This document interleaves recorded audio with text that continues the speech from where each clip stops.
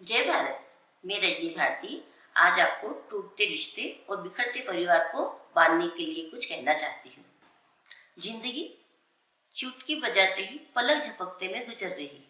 अभी कुछ दिन पहले तो जन्म हुआ था, स्कूल लाइफ चली जाएगी, कॉलेज लाइफ चली जाएगी, विवाह हो जाएगा, बच्चे हो जाएंगे और बूढ़े भी हो जाएंगे।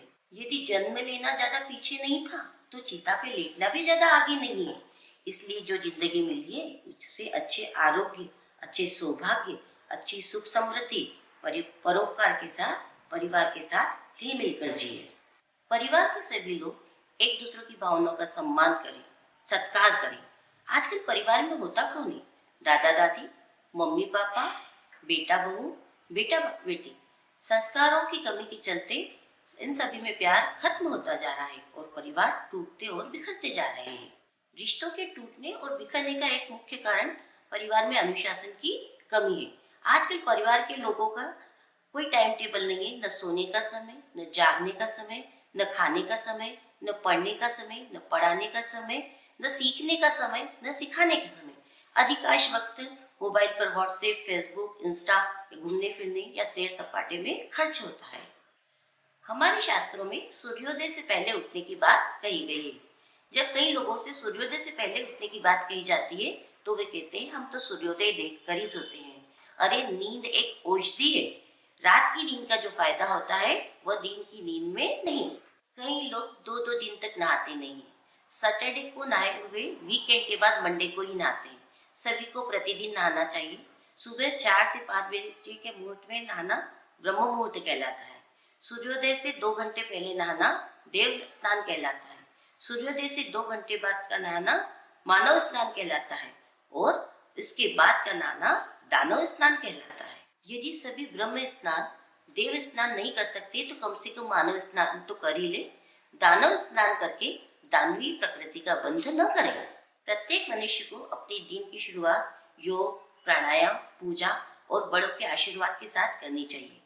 बड़ों का आशीर्वाद आम की गुठली के समान होता है।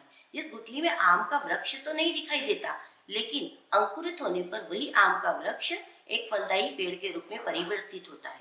इसी तरह आशीर्वाद तुरंत असर तो नहीं करते, किंतु जीवन में वो इंसान को सफलता के सर्वोच्च शिखर पर अवश्य पहुंचा देते हैं। जिस घर में माँ बाप बच्चों की खुशियों का ध्यान रखते हैं, बच्चे माँ बाप की खुशियों का ध्यान रखते हैं, सभी एक दूसरे की भावनाओं का सम्मान करते हैं, घर के भोजन को प्रसाद की तरह ग्रहण करते हैं, एक दूसरे की विपत्ति के समय एकजुट होकर खड़े रहते हैं, ऐसे घर के सभी सदस्यों के सभी ग्रह शुभ होते हैं और ऐसे परिवार न तो कभी बिखरते हैं और न ही रिश्ते कभी टूटते हैं। घर के सभी सदस्यों को मोबाइल, व्हाट्सएप, फेसबुक, ट्विटर, दिखावे की दुनिया पर उतना ही वक्त खर्च करना चाहिए जितना कि आवश्यक है। सीरियल्स, मूवी, रियलिटी शो में वक्त बर्बाद करने से बचना चाहिए। यही वक्त अपने परिवार के साथ गुजारिए, अपनी बात कहिए, उनकी बात सुनिए, एक दूसरे के साथ क्वालिटी टाइम स्पेंड कीजिए। तभी आपको और आपके परिवार के सदस्यों को अपार आनंद की अनुभूति होगी। अपनी लाइफ को डिसिप्लिन रखिए। जब सूर्य, चंद्रमा और पृथ्वी अनुशासित थे तो क्या आप इन सबसे ऊपर हैं? नव वर्ष में सभी को पुरानी बुरी आदतों को छोड़कर कुछ नया संकल्प लेना चाहिए कि वे अपने दिन की शुरुआत योग, प्राणायाम, पूजा, सात्विक भोजन और बड़ों का आशीर्वाद लेकर करेंगे। अपना लक्ष्य निर्धारित करेंगे और उस लक्ष्य को प्राप्त करने के लिए हर संभव प्रयास करेंगे।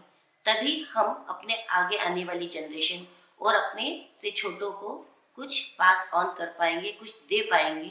कहीं ऐसा न हो कि हमें अपने आगे आने वाली जनरेशन और छोटों के सामने शर्मिंदगी का अनुभव करना पड़े। आज का प्रत्येक इंसान काबिल और कामयाब होकर बड़े बड़े शहरों में, विदेशों में बसना चाहता है।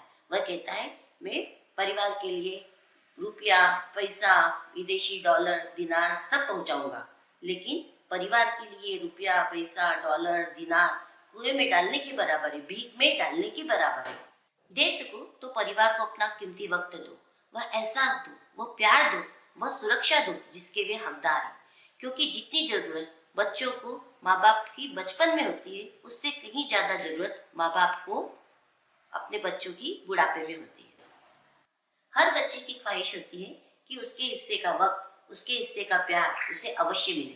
उसी प्रकार हम हर माँ बाप की भी ख्वाहिश होती है कि उनके हिस्से का सम्मान उन्हें अवश्य मिले और उनकी अंतिम यात्रा उनके बच्चों के कंधों पर ही हो। बच्चों के कंधों पर माता पिता की अंतिम यात्रा माता पिता की दिवंगत आत्मा को संतृप्त करती है और बच्चों के पुण्य का बंध होता है और उनकी भावी संतान भी वही सब करती है जब उनके माता पिता ने उनके दादा दादी के लिए किया था। और यही सब भावनाएं बिखरते परिवार और टूटते रिश्तों को बचाती है। मेरे नज़र से परिवार के लिए और रिश्तों के लिए यही राय थी। आपकी क्या राय है मुझे कमेंट कर अवश्य बताइए। जय भारत,